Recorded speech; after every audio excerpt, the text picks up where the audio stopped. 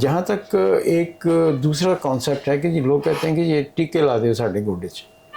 عام طور پہ ٹیکے جو لگائے جاتے ہیں دو قسم. ایک تو جیل ہوتی ہے جو قدرتاً اللہ تعالیٰ نے بنائی ہوتی ہے جوڑ کے اندر.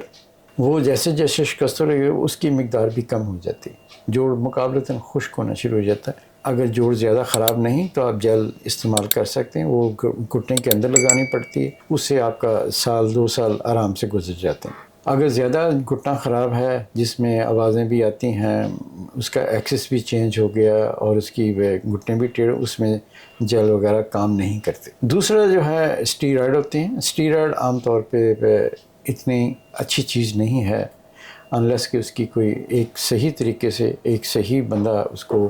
سر جو پیشنٹ چل پھر نہیں سکتی ان کا سول ریزن یہی ہوتا ہے نہیں نی کا ریپلیسمنٹ. یہی میں نے آپ کو بتایا نا کہ اگر مریض چل پھر نہیں سکتا تو گھٹنے تو اگر خراب ہیں تو وہ ایک اپنی جگہ پہ ہیں, مگر اس کا نہ چلنا پھرنا باقی 100 وجوہات ہیں.